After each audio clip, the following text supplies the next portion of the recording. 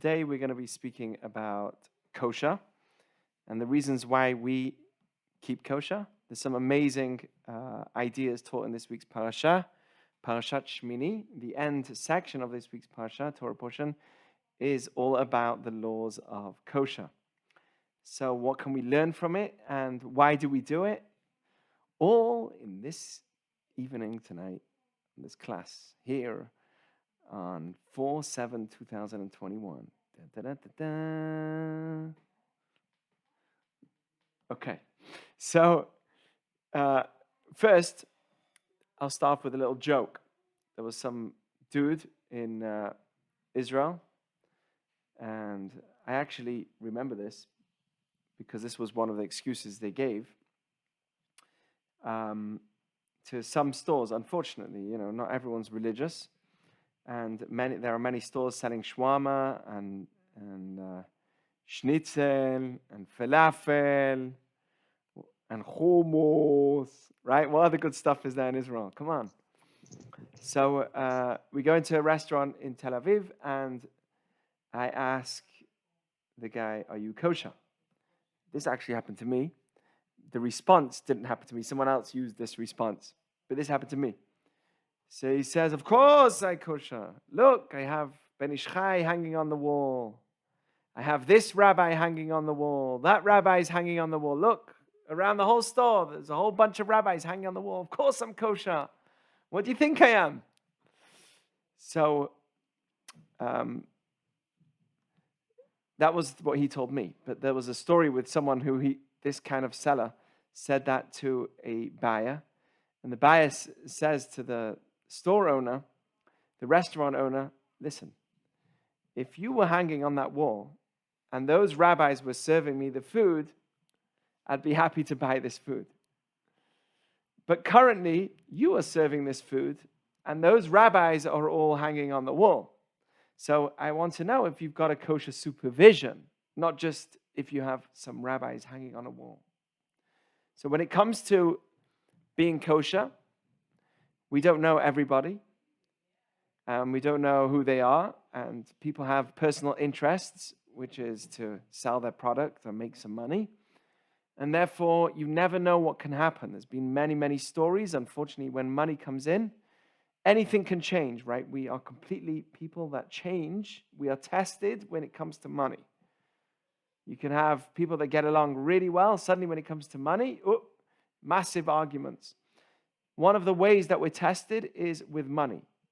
And it's hard to judge someone, but that can happen. There's been stories of restaurants that were selling kosher meat, and then it came out they were actually throwing in some non-kosher meat behind the scenes.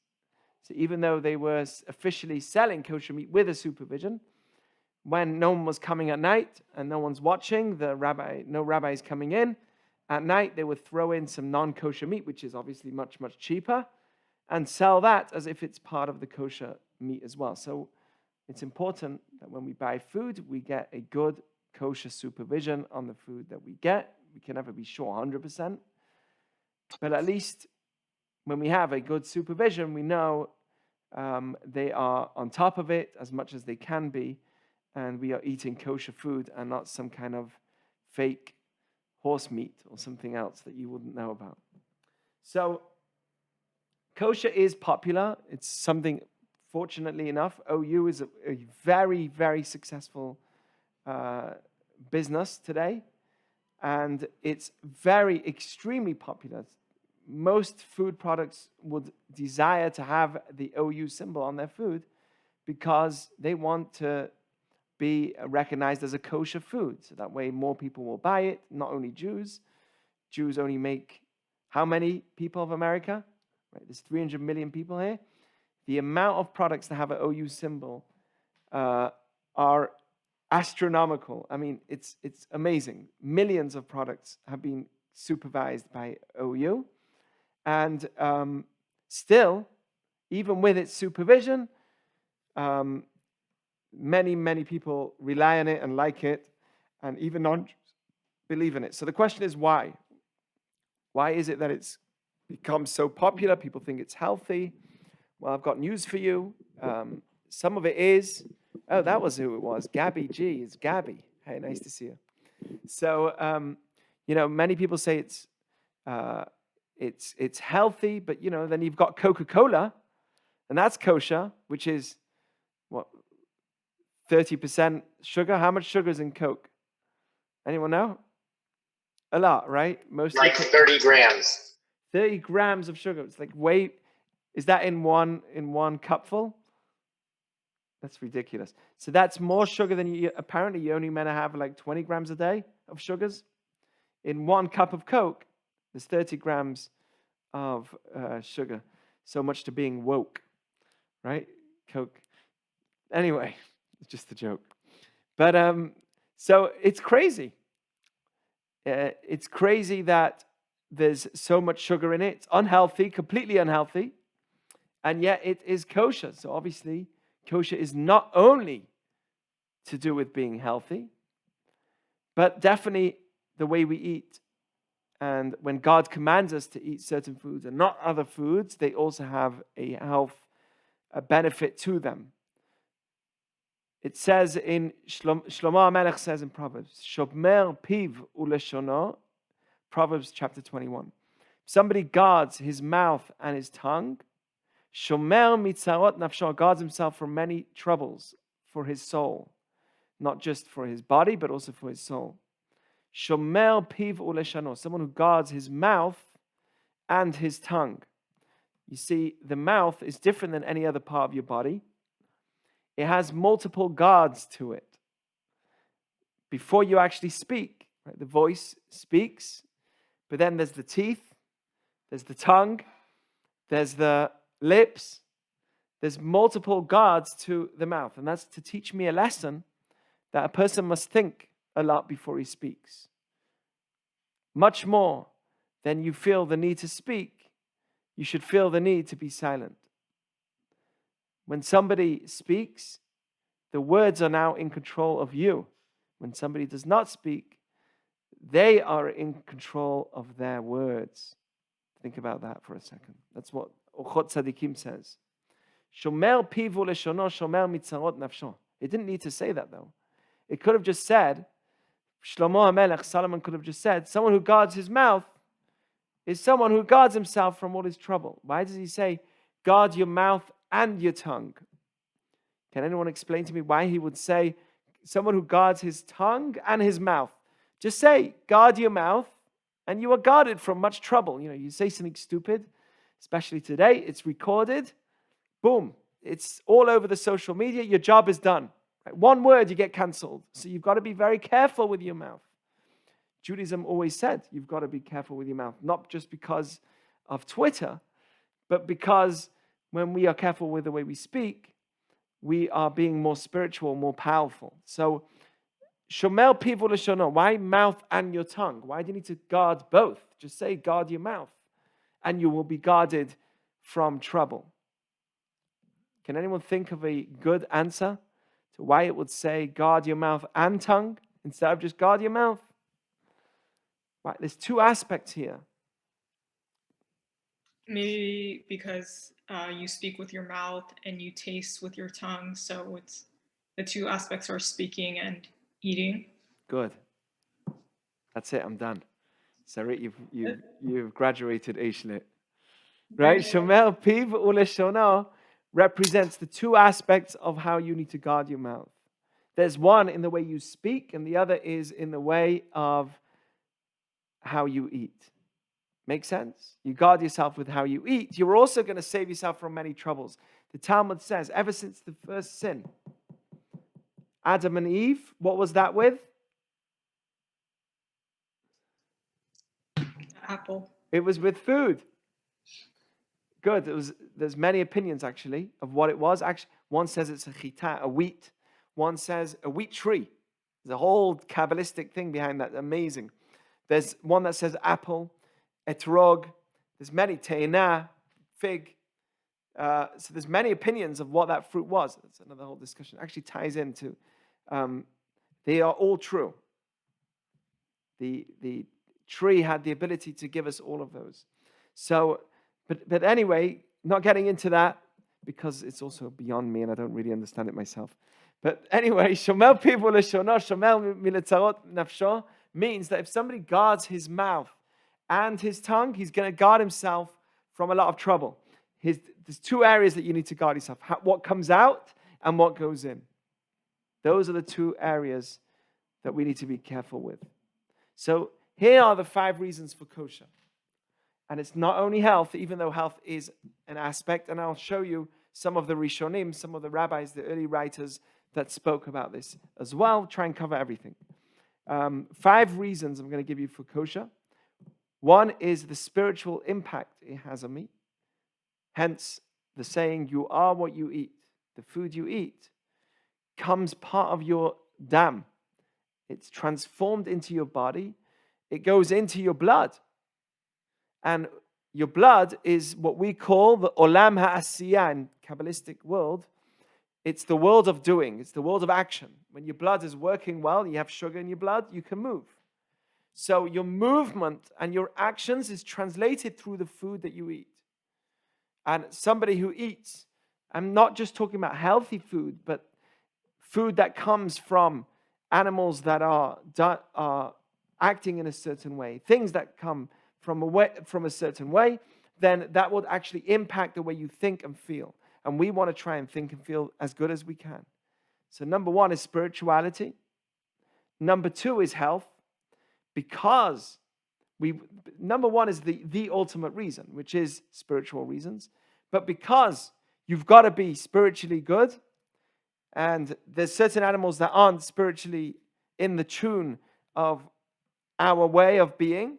So when we eat them, they are actually also, if God tells us not to eat them, if we eat certain animals, we are also going to become unhealthy through eating them. It happens to be that most of the animals that are not kosher are also unhealthy for you. It's a nice coincidence. That's not the ultimate reason, but that's what happens to be. People might argue, but we'll discuss that in a minute, because some people have told me shrimp and so on, it has the right vitamins for you and it's good for you. People will argue, even though there's a lot of magnesium, or is that what it is? Not there's something else, some kind of metal that's not good for you.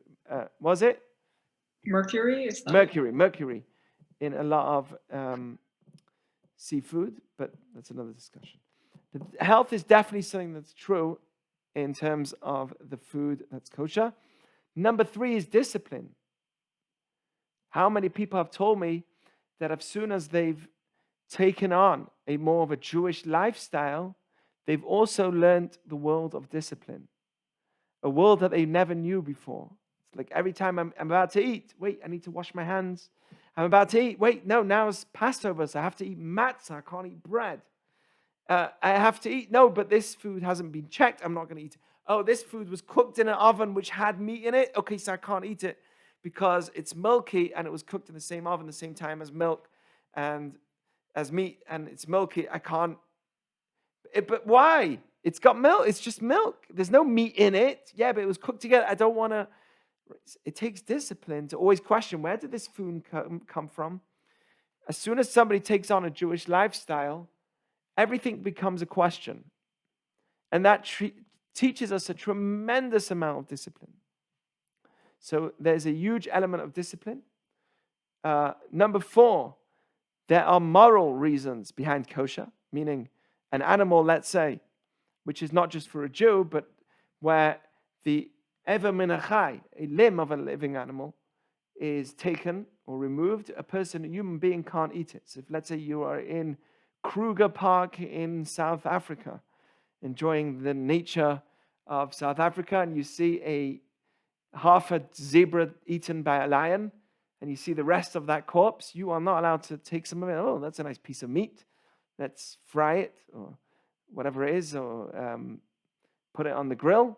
You cannot eat it, even though it's not being killed by you, because it wasn't slaughtered in the kosher way. There's also a certain moral aspect to the way we eat. We have to treat the animals in a certain way. There's a moral way that we have to treat the animals as well, in terms of before we eat it.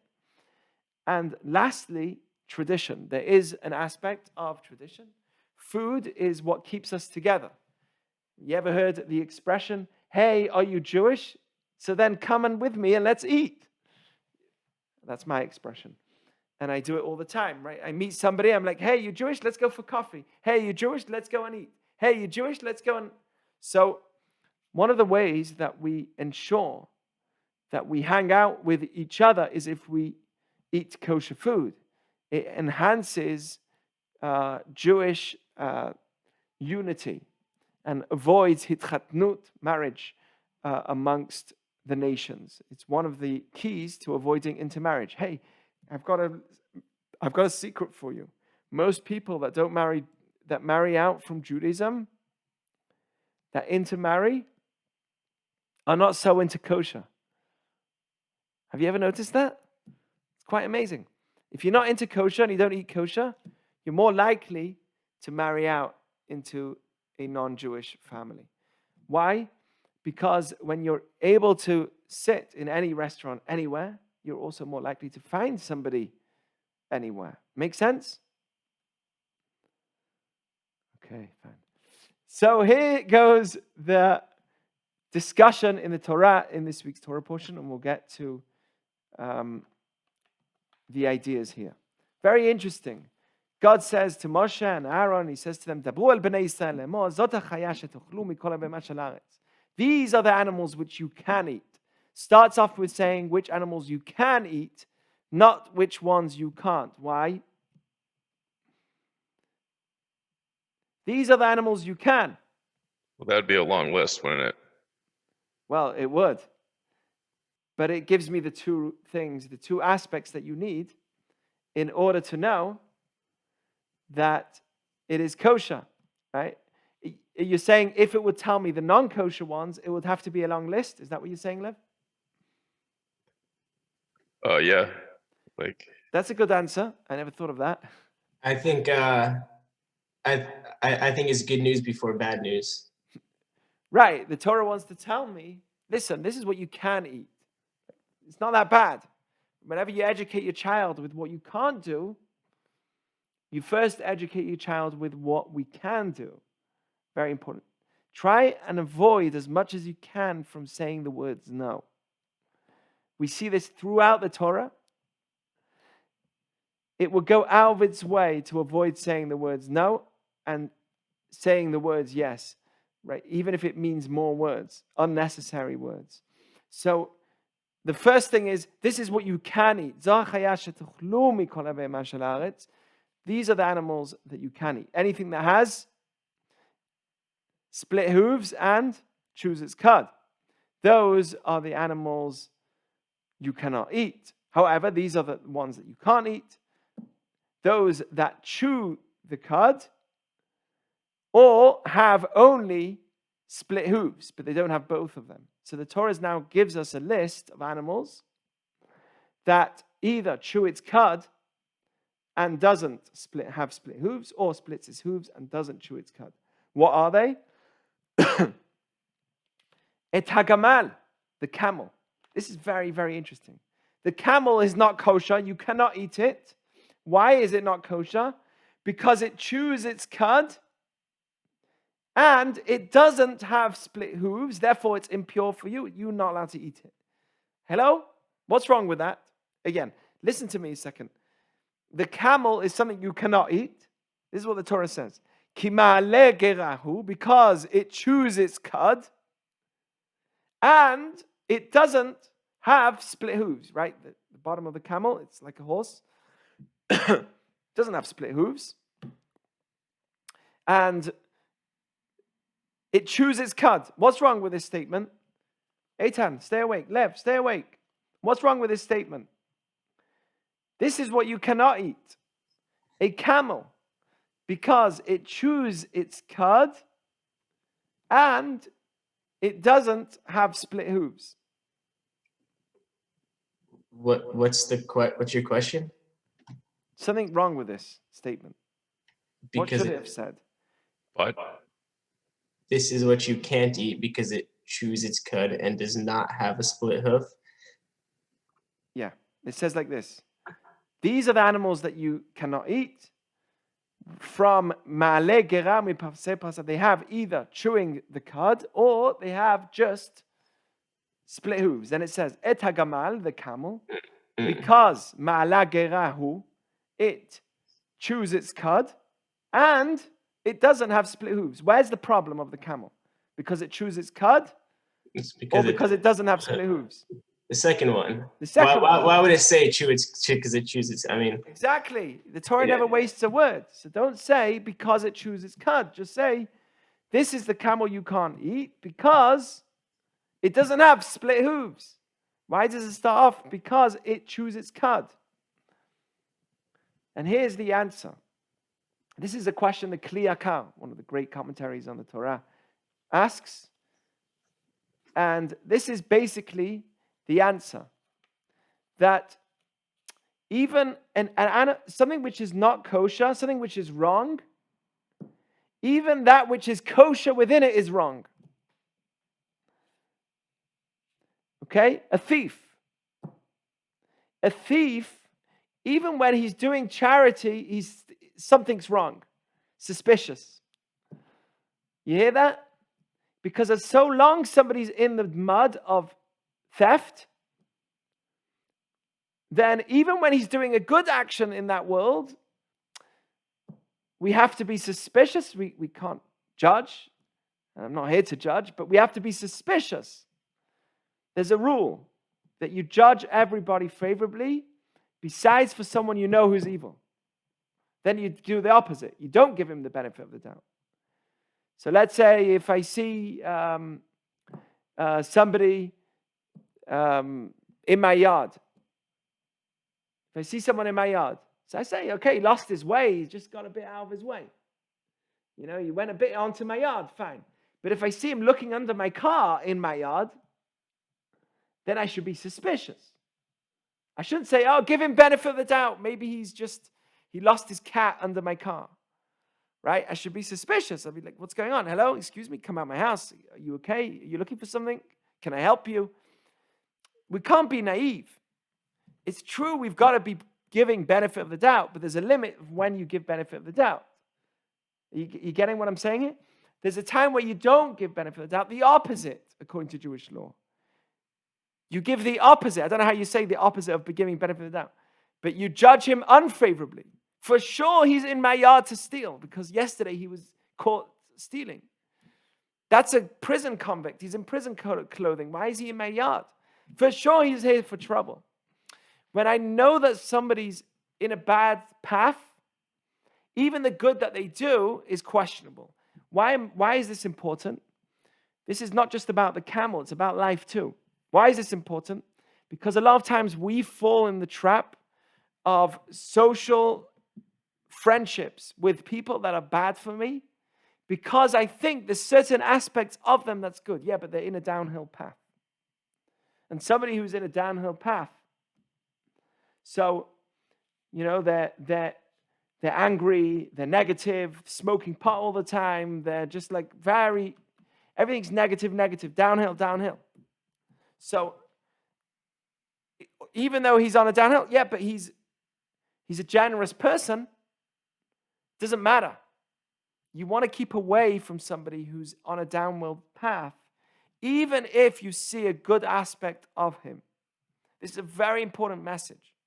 It's not that we are judging him in any way, but just in the path that this person's in, I need to be as good as I can be, as positive I can be, and this is going to bring me down. A lot of times people tell me, I feel like I'm on a downward path. And then I found out that it's the friends that they're in, it's the circle of friends that they're in that's just not healthy for them. And you might say to me, yeah, but that person's not that bad. It's true he's not that bad, but the path that they're on in other areas is downward. And because of that, they're going to, even though there's some things that are good about them, that's what draws you to them. There's a rule. Every lie has some truth to it. Every lie. Sheker has a certain element of truth to it, otherwise it will never be believed. Every lie has to have truth to it. So that's what it says here. It says, don't eat the camel because it chews its cud and it splits the hooves. Meaning the chewing of its cud, even though that's a good thing, but in this case, that in itself is a problem as well. It's a message for me. When something's not kosher, then even the kosher parts of it are not kosher. Oh, it's good. It is kosher because it's got good vitamins. At least it's healthy. Yeah, but if it's not kosher, even the good parts of it are unkosher. Even the vitamins are unkosher. Even the good parts of the shrimp is not kosher because it's not kosher. You hear what I'm saying? Anyway, that's the message there. Then it gives me some other examples. Shafan. Do you know what shafan is in Hebrew? Al-nevet. It's a type of rabbit. Okay, that also is not kosher because it chooses cud, but it doesn't have split hooves. It's a type of al-nevet. Also chooses cud, doesn't have split hooves. The chazir, the pig, is not kosher. Why? No split hooves. Oh, it has split hooves. Doesn't chew its cud. It Oh, has that's the one. split hooves. That's like the thing. Doesn't They chew. talk about the pigs like keep putting their feet out in front. I don't know. I heard this Yes. back in the day that they Yes. like constantly put their hooves out like, yo, we got split hooves. They're like supposed to like, nah, you don't chew your cud. Bad pigs. Exactly. And what do we say? That's a message. That's one of the message of the pig is tocha kabaro, which it teaches me is that the internal needs to be like the external.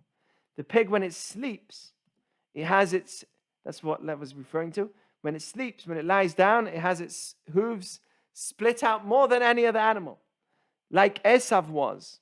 On the outside to his father, he gave off the image that he's the most perfect child to his dad. But inside, he's rotting. How many people look good on the outside? They go to the gym, their six-pack is looking great, their chest is looking great, the back is looking great, everything looks great. But inside, they are eating the most unhealthy food. It's not good enough to look good on the outside. It's good enough to be looking good on the inside as well. There's somebody I know who talks to me all the time about being healthy. And I'm like, excuse me, do you smoke? Don't you smoke? So, cigarettes, smoke cigarettes. So I'm not dismissing, don't get me wrong, I'm not dismissing the health that person's doing. He's jogging, he's running, he's working out. I think that he's got an addiction to smoking. It doesn't mean that he should dismiss his health altogether. But he can't preach, you gotta be careful. You can't preach about health and you've got to eat well and look after yourself. You've got to be careful. You can't preach if you're smoking just because you're doing everything else right, but you're smoking. You got to know the truth of where you're holding.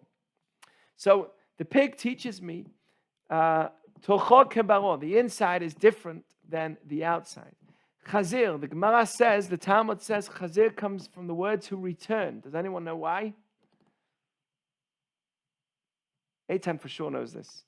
Because in the future of Messiah redemption, the pig will become kosher.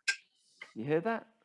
Isn't that strange? No There's way. a Jewish tradition that chazir means to return, like choser, to come back. Because in the future, bacon will be the number one meal on Shabbat. Bacon will be the number one meal every single day for breakfast. You hear that? How can that be? Eitan, you hear that? How can that be? What does that mean? That means it's Your microwave is gonna be good. gonna start doing its cud. You hear that? So, according to Jewish teaching, the world is influenced by humanity. Animals are influenced by humanity. The Talmud says when they tried to remove the drive for idol worship, they said, let's try and remove sexuality as well. Because, that drive is also dangerous sometimes. Look at all the music and how people act sometimes because of that drive. People lose their minds. Ahava mekalkelet et hashura, it says in the Talmud. Love takes people off the path of being normal. It takes them off the path. It makes them go crazy. You know what people do because of their drive? It makes you go nuts. The Talmud says that there was once I forgot who it was. There was once a rabbi that they stored in his loft a bunch of captives. You heard this story? There was a bunch of captives, and there were many, many women there. And they said, where are we going to keep them? They were harlotry. They were sent to influence the Jews to mess around. And then when they sin, then they'll all mess around. Then they'll lose their connection with God, and they won't be as strong and powerful anymore. So there were many of these women that came into the town, and they said, where are we going to put them? And they put them in the greatest rabbi's home, in his loft, in his attic, for a while until they decided what to do. Okay, they put them in the attic, and the rabbi had a tremendous desire, and he managed to move a ladder that would normally take 10 people to move. He managed to move it himself. Teaches me the strength of the desire. We can never, especially with men, you can never rely on yourself. You can never rely on yourself in terms of your desires, of how far it can take you. A person needs to make the extra precautions because of it. So this rabbi was able to move the ladder to try. He wanted to go up to the attic. At some point, he was like, wow, I want to go up there. And he managed to move the ladder, which would normally take 10 people to move. That's how big. It was hard to get up there. They especially put it in an attic and moved the ladder, which was extremely, extremely heavy. And especially removed it and put a very, very heavy ladder so that no one can get up there unless you had 10 people with you. He managed, because of his desire, it would take normally 10 people to move it. Boom! His desire pushed him and allowed him to move the ladder. He started going up, and he screamed, a very holy person, holy rabbi, he screams, fire in the house! There's a fire in the house! Fire! And everyone came running. And they said, where's the fire? Where's the fire? He said, there's a fire in me. And he wanted to be saved. There's much more to the story, but we learn that the human drive is very, very strong. So the rabbis decided to move it at one point. Do you know what happened? What does it say? Eitan, what happened? The men of the Great Assembly prayed for 3 days. Right, they removed idol worship, then they removed. Removed. Back to that. The chicken stopped laying eggs. Even the chicken stopped laying eggs. Why a chicken? What's that to do with the chicken? Because when the world is influenced, the whole world is influenced by how we work. That's a Jewish tradition. We, as human beings, have the power to influence the world. Yes, the animals in San Francisco and Los Angeles are different to the animals in New York and in Israel and in any other country. Why? Because of the actions of humanity. It depends also on other things. But birds, everything is impacted by the people. Even the animals themselves. That's a belief that we have. When a person rises, according to Kabbalah, the world rises with you. You raise the standards of the environment around you as well. A very important idea. So eventually the pig is going to be kosher, but for now, the internal is completely the opposite of the external. The external shows it's nice and good, which could be channeled for good, by the way. That's the idea. It could be channeled for good. But for now, it shows itself as good, but inside it's not. And we don't want to have that in us. Okay, the Torah keeps going on. Then it goes into fish. It says you have to have something with snapir v'kaskeset, fins and scales. Or rabbis say if it has scales, it for sure has fins. But if it has fins, you're not guaranteed it's going to have scales. From here we learn that here and from kosher animals and from kosher fish and animals, we learn a very interesting Talmud. What does the Talmud say? Very interesting Talmud. What does it say? Here, Rabbi Akiva said, very interesting. Let me see where I put it. Here. This animal is what you can eat. This animal is what you cannot eat. Amar Rabbi Akiva. Rabbi Akiva says,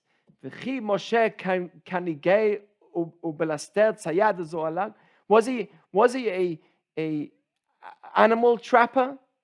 Was he a hunter? Was he a zoologist? Right? Where was Moses? He was in the desert when he taught the Jewish people when they were given the Torah. How could he have known all the animals which have split hooves and chew the cud? How could he have known that? And as time progressed, there are more animals. As time went on, more and more animals were discovered. So when you say to me, these are the animals you cannot eat, that's putting yourself at risk. Because they are the ones that chew the cud but don't have split hooves. Maybe there's more. How can you know if there's not more? And you gave me exactly the list of the ones that have chew the cud but don't split the hooves, and the chazir, which is the only one that split hooves but doesn't chew its cud. How do you know all the animals? And until today, we've never found anything else. Nothing else. That's a fascinating idea, which is that these animals that we were told were kosher, till today have never changed. They are the ones that remain the ones that are kosher. We discovered many, many animals since. We didn't know about Australia back then, nor America or anything else, right? Or many other places. So how could he have known all this? What does the Talmud say? This is Rabbi Akiva says this. Mikan tshuva le'omrim en Torah min hashamayim. Here's one of the great proofs to those that say that the Torah is not divine.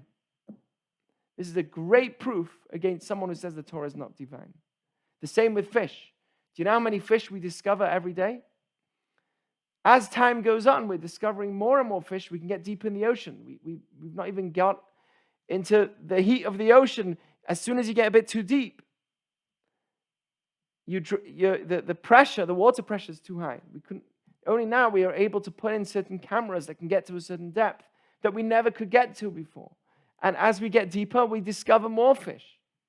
How could Moshe Rabbeinu have said, only those that have scales have fins? For sure, if they have scales, know that it's a kosher fish. It for sure has fins as well. How could it be? How could you know that? So that's one of the proofs that Torah is divine. And when the Creator tells me that we can't eat it, He knows exactly what He's saying. This is the ending. Then the Torah says you can't eat sheretz ha'of. There's two types of crawling animals. Sheretz ha'of is a flying creature, which basically they go on four. They have more than 4 legs. 4 or more legs, right? If it's a flying creature, that's also not kosher. You can eat lettuce. You have to check them to make sure that there's no flying creatures in there. If it's an insect, sheretz off. Sheretz is an insect. Off is a flying one and a non-flying one. They both have different laws. A flying insect has more. A person can transgress 7 different transgressions for eating a flying insect.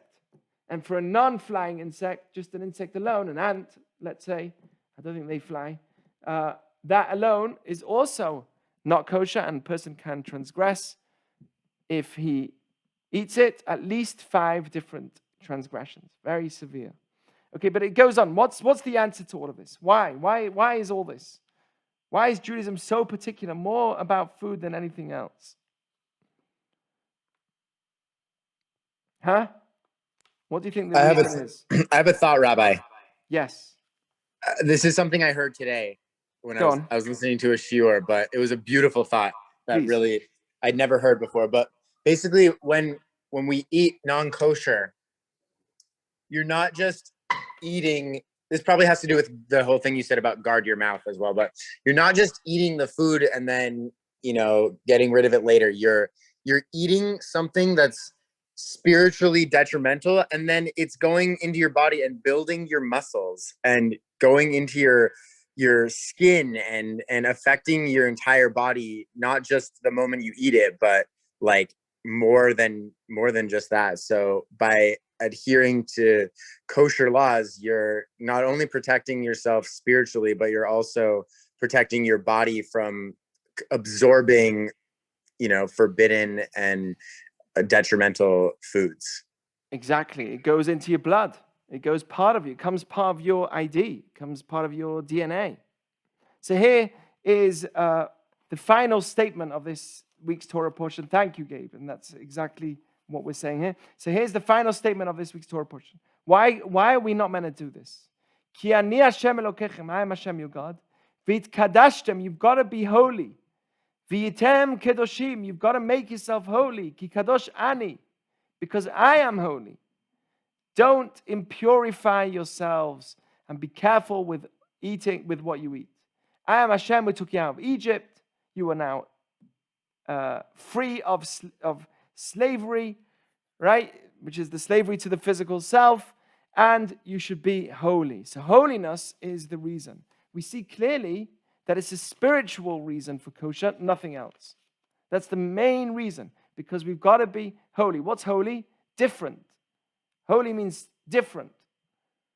There are many animals in the world. God created many, many animals. They were all creations of God. You've got to treat a pig with respect. It's an animal. You know, there's many anti-Semites that think that if we put pig on the front of a Jewish man's door, that's going to be the biggest insult to him. No, it's not. It's not an insult to me. Who created the pig? Huh? Who created the pig? God. I can't eat it because of its attributes. We're against eating it, not against seeing it. We're against eating it. We're not against looking after it. We're against eating it, not against having it in my house, like around me. That's not what I'm against. I'm against having it as part of my body, as my blood. That's the problem. We're not against seeing it. Interesting response to those that think that we are against even seeing pig.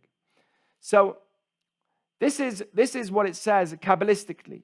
When it says that when you eat non-kosher food, it says you will become impure by eating it. What does it say? It says venitamtem, not venitmetem, venitamtem. It says you will come pure, but it removes the letter aleph in it. To be impure in Hebrew is tameh. But when it says becoming impure by kosher, it says tameh without the aleph in it. It removes the aleph from it. Al tikri venitmetem. Don't say that you will come impure venitmetem with the aleph. Ele venitamtem. There's an aleph missing. Why? This is the Talmud in your mouth, 39a. Our rabbis say, Al titamu bahem. Don't become impure through these animals. Venitmetem bam. You will become impure. It says nitmetem. You will come impure without an aleph. Why without an aleph? According to Kabbalah, Rabbeinu Bechayev brings this on the spot. The letter aleph is missing because aleph represents God. And when a person eats that animal, it's going to block himself from God, like an aspect of spirituality is removed from him. It's blocking him. In Kabbalistic terms, it's called klipot. It's like shells. When someone does something wrong, they now get shells on top of them that block them from their potential. Venitmeta means to block you. Right, that's the language here. If a person impurifies himself in this world, in the world above, he adds on to himself impurity as well. In this world, he impures himself. In the worlds above, it adds on to you. It's like somebody can try and understand the Talmud, and you're like, I don't get it. I just don't understand it. Well, it could be to do with the food that you're eating. That's what Jewish belief is, that the food is more than anything else because it has a tremendous external influence on us, even without us knowing about it. That's what it says, V'yitkadashtem v'yitem kedoshim. If we make ourselves holy, then by being careful with how our blood is made, by how we eat, how our body works, then we will become more unblocked. We'll have an open heart. We'll be more spiritual. It has an effect on our spiritual DNA.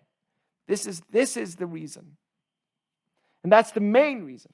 It happens to be that there's also non-kosher. This is the Kli Yakar, one of the great commentaries. He says, kosher affects the soul. He says, don't think that eating non-kosher food is only about health, like Nachmanides mentions, because Nachmanides, I'm going to show you later, says it's clearly for health. That kosher is directly to do with health. He says it's also to do with spirituality, but directly. He said, don't think it's like just about health. Because there's many people in the world that eat non-kosher food and they're very healthy. Only, this is the language, the intention is l'rfuat haneshama. It's for the healing of the soul. Because when somebody eats an animal that acts in an impure way, like the pig, there's even pastors. There's many famous people that talk about wanting to eat kosher, not just Jews. Right? When a person eats the pig, what does the pig do? Its food is digested very quickly. In 4 hours, it digests everything. And an animal that chews its cud, a kosher animal, takes at least 24 hours to digest. It has 3 different stomachs. It eats vegetation. A pig can eat anything. You know that the pig is, even nowadays, according to law, it's better to eat pig that does not consume meat. You know this? You're not really allowed to eat pig that's fed raw meat because they will give you a parasite called trichinae, if I'm pronouncing that right, that resides in the muscle tissue and can be transferred to humans. It's a very bad parasite disease. And a pig can't eat meat. Why? Because it digests it so quickly that by the time you're eating it, you're eating food that's mostly not there. You know that according to Jewish law, you've got to salt the meat that you eat. It has to be salted in a certain way, at least for around an hour, unless it's very, very severe situations, it could be 20 minutes. But generally, you wash the meat well. Then you'd have to salt it for at least around an hour with special salt, not the ground salt that we have, but more whole salt, whole piece salt, not ground. And that way the blood is absorbed. The salt will absorb the blood, and then you can eat the meat. Why salt? Why? Because dam or whatever, according to Jewish law, you're not allowed to eat blood. You know, when you buy meat, you might see blood in it. And you say, hey, wait a second, why is there blood in it? It's actually not blood. You know that? Even in the non-kosher stores, when you eat steak and there's a nice red juicy piece in there, that's not blood. You know that, right? That is actually, here's what they call it according to science. The red in the meat itself is myoglobin. It's a protein that carries oxygen and turns red when exposed to oxygen. It's not blood. And this has been, by the way, always Jewish law. The blood that you see inside the meat is not blood. You're not allowed to eat blood, according to Jewish law. There's a blood sausage. Have you heard of a blood sausage? Non-kosher meat, well known in China to eat blood sausages, but we don't eat those. That's completely unkosher. We're not allowed to eat blood. We have to salt the meat. There's blood inside the meat. When you have a steak, that's not blood. That's something called myoglobin. There might be a tiny, small amount of blood that might have left over, but according to Jewish law, when you have it salted well, there's nothing. This is very interesting because blood is what carries all the bacteria. It's interesting how, according to Judaism, you can never eat blood. That's something which is always strict for us.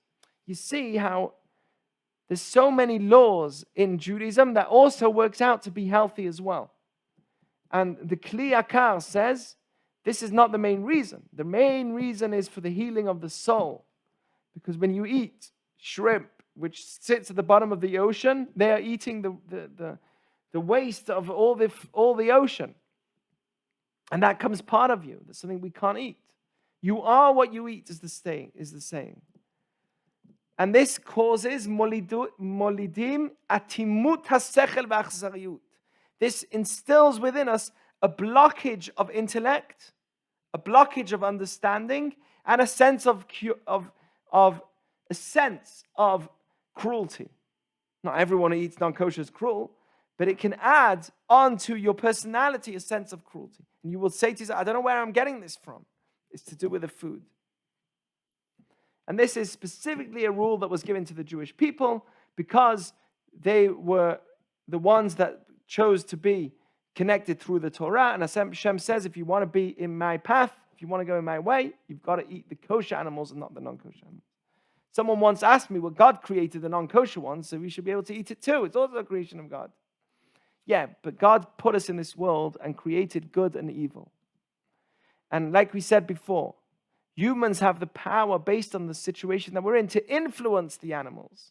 And based on our ways that we act, there is good and bad in the world. And we need to try and push ourselves as much as we can to choosing to be like God, to be good. If there was no bad in the world, then we wouldn't be in a world of free will. Then I wouldn't be able to choose anything. I'll be a robot. So this world has good and bad in it, and that's influenced into the animals as well. There's also dangerous poison that we don't eat because it's obvious to us that it's dangerous. Well, there's spiritual poison as well. And there's things that we eat and we don't eat. So this is what the Ramchal says. Rav Moshe Chaim Lutzato, very interesting statement he says. Food is a destruction for the soul. Bad food, obviously. It blocks the heart of a person. It doesn't allow a person to have true understanding. And the right piety and understanding that God gives to the righteous.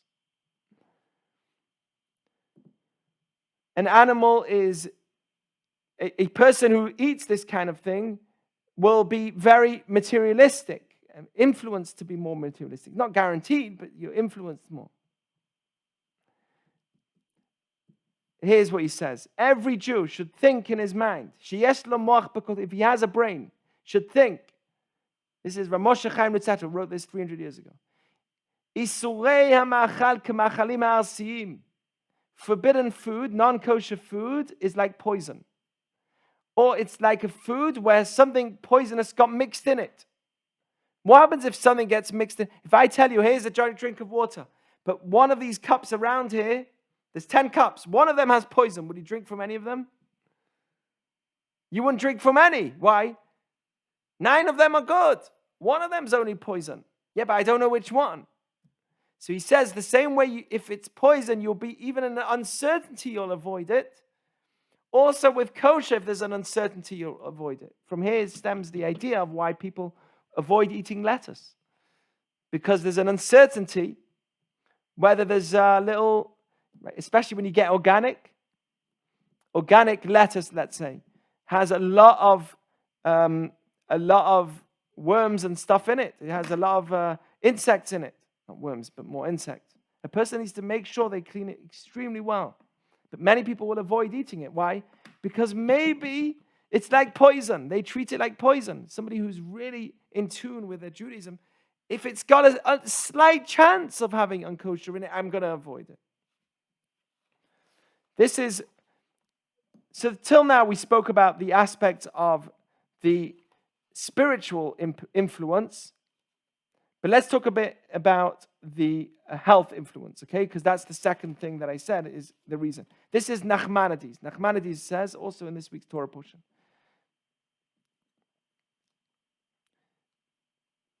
everything that we do is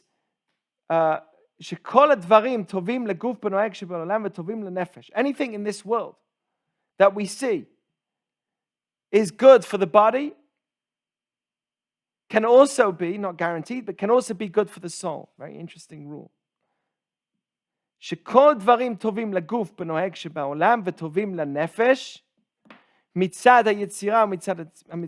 are good for the soul from the creation and for the mitzvot. He says that if God says that this is an animal you shouldn't eat, it's also going to be somewhat unhealthy for you as well. Not only spiritually, but also physically. There's also a physical influence that's dangerous for your body as well.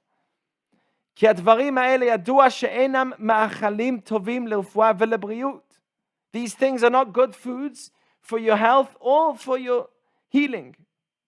If somebody's sick and is trying to heal, the last thing you want to give them is pork. Because for healing, you need to make sure you have vegetables, light foods, definitely not that. And they have tremendous outcomes, which is to block the heart. But Nachmanides clearly talks about how it's unhealthy as well. And he could say, this is the chinuch. The Sefer Chinuch is the one that describes, also written many, many years ago, describes the mitzvot. He explains the mitzvot. He says something very interesting. It could be, right, he wrote this 700-800 years ago. It could be there's many foods that are not kosher, and it's not known to us what their side effects, what the dangers are, the physical dangers are. People will tell you it's healthy. Eat it. It's like today. People tell you weed is healthy. Please. Tell me that you want to smoke it, fine. Tell me that you like it, fine. Tell me, convince me it's healthy. Okay, so then you do it. I'm not going to do it. That's all. So if somebody tells you, that's what he says. Sefer Chinuch says, if somebody tells you, oh, look, you know that non-kosher food? It's good for you. Al tetameh alein. Don't question them and think, oh, maybe they're right. Maybe shrimp is good for you. Ki harofeh ne'eman. The true doctor, the loyal doctor, who is that? Who is God? He warned us and he's wiser than you and them. He's wiser than all of humanity. He created it all. And how foolish and mistaken it is to somebody who thinks that these do not have any damage at all, just because there's no scientific sign that there's damage. Today, almost all the non-kosher food has been proven to have unhealthy effects to the body as well. Almost all of them. But back then, hundreds of years ago, it was literally a belief. You had to believe that most of them are unhealthy. He says, don't think, if they are telling you, God is the ultimate doctor. He knows everything.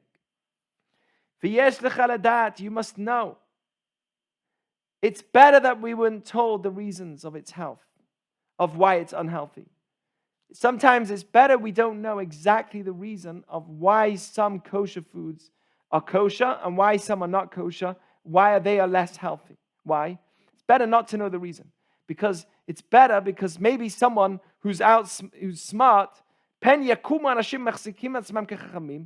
some people might come out and say that I am very smart. And they'll say, yeah, this food that's non-kosher is only damaging to a person who has bad liver. It's only damaging because they understand the dangers of it. If we would understand the dangers of non-kosher, we would rationalize with it, he says. We'd say, you can't, it's only bad for you in this area. So you know what? If you don't have a problem in this area, you can eat it. It's only bad for you if you've got bad cholesterol. That they might come and say that. He says, no. Even if that,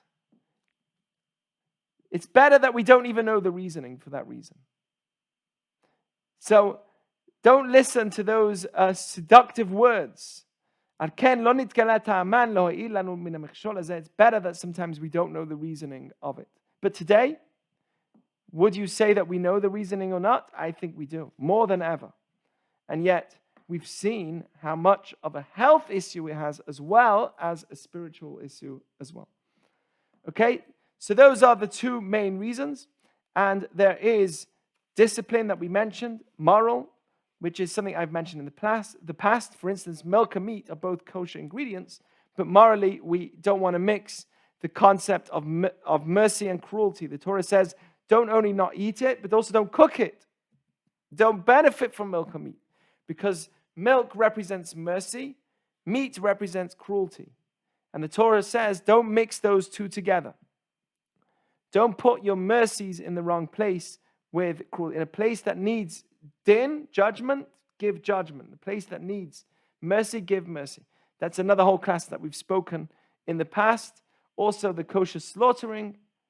The sensation of pain is removed when it's using a knife. I don't know if you know about how a knife is, the laws of shechita is mainly very, very much about the knife of the shochet, of the slaughterer. When it comes to kosher meat, the knife has to be completely sharp to a point where, I don't know if you've ever had a very sharp knife where you cut yourself, you don't feel it. You suddenly see yourself bleeding. So sharp, boom, oh, I'm bleeding. How come? I didn't even feel it. When you have a very, very, very sharp knife that's done in a way with not even a nick, it takes away the nerve as well. So through cutting of using a knife specifically on kosher animals, will reduce the consciousness immediately. It's been discovered by Dr. Norbert Klein, who's been fighting. This is written in Rabbi Samuel Cohen's book. He brings of Dr. Norbert Klein, right? The Science is Coming of Age. Eitan, you have that book. Dr. Norbert Klein brings a proof that within the animals that chew the cud and have split hooves, they specifically, the arteries come together. There's always two arteries that pass blood to the brain. If you have oxygen in the brain, you are able to feel still. If there's no oxygen in the brain, you do not feel. Within kosher animals alone, it has been discovered only within those animals that their arteries are connected. So when somebody does shchita, when the slaughtering process is done, the animal immediately is removed from all his blood flow to his brain and stops feeling any pain as well. Very, very interesting. Only by kosher animals. So there is a moral aspect to it, and there's also a tradition aspect to it, which is that it keeps us together. And they are the ideas behind food. Food is where things got destroyed in this world, and food is where we can fix ourselves in this world. It started with Adam and Eve, started with food, and it ends with food. Judaism is not against food, as you could see. We just had Passover. We're against using it in the wrong way. We're with food, but just to elevate ourselves. I'll end off with this. The Talmud says, if you think you're missing out, I'm missing out, I'm not having shrimp. I'm missing out, I'm not eating pig. I'm missing out, I'm not eating horse meat, right? Or whatever it is. There's an animal or a fish that's kosher that compensates. It gives you a whole list of every single type of animal that compensates for the non-kosher animal. Because God wants you to have enjoyment in this world. He wants you to benefit from this world. And because of that, He created a kosher animal which has the same taste of a non-kosher animal. There is always a way that you can have something which is kosher that will taste, if you want to taste pig, there's a certain type of fish that can taste exactly like pork. I don't know what it is, but I don't have an interest, but the Talmud actually gives a list of different animals that you can have that can compensate for the non-kosher food. Very, very interesting. So, in no way is the idea of discipline, which we're talking about, in a way of constricting us or something which is there to stop us from benefiting from this world. God created us to benefit from this world. Judaism is not against us having pleasure. We are created to have pleasure. However, in order to have the most pleasure, we need to choose good over bad. And when we have something which appears to be good in front of us, we have to know that it can have a negative influence. So the benefit of its taste is not going to outweigh the negative influence of the non-kosher food that's in front of us. And hopefully this should be enough to convince you. So that when you walk past the Chipotle and you say, oh, I'm in the airport and there's not really much kosher around, maybe I'll fold from Chipotle this time. Even if you do it once, I'll be a happy man. And you don't do it for me, you do it for yourself. You'll be a better person. And you'll be a person that's more godly and closer to Hashem and guaranteed to be healthy. You know that they said about the Black Death, one of the things they said was, look, the Jews are doing it. Why? Because many Jews were spared. Many Jews died, but many Jews were spared from the Black Death. You heard about this? And the reason was because of kosher. Because they salted the meat. Especially back then, bacteria is carried much more in the meat. Today, they're able to, even the non-kosher meat takes away the blood because the blood is what carries all the problems. Meat without blood in it, which has the blood removed, lasts for much longer. So, in the Black Death, Jews were the ones that they said, hey, look, they are all surviving somehow. Maybe they are the cause of the whole plague. And it was because totally attributed to the idea of kosher, and that's what kept us healthy even during that time. You see throughout history, kept us healthy, and it will. Then something, back then, they didn't know as much of the deep reasons behind it as we do today. But today, because we're able to scientifically observe things properly, we know much more, on a much deeper level, the influence of the animal. For instance, like I said, how long it takes for the pig to digest its food. We don't really understand that. But today we do. Digestion is done like that with the pig. 4 hours. Anything it eats, it will eat its own child. It will eat anything. And that goes into a person's body. Why would anyone want to do that? V'hitkadashtem v'yitem kedoshim. Be holy. Be different. Be special. Be like God. Ki kadosh ani, God says, because I am holy. How do you be like God? When you choose good over bad. You don't choose the path that God put in this world, which is a way of us choosing to be more spiritual. What I find also, one last point, what I find amazing about kosher is it's a very strict law about something that's second degree, subconscious. What's the law about? That it's going to have an influence on me subconsciously. You see how Judaism is so strong about the subconscious?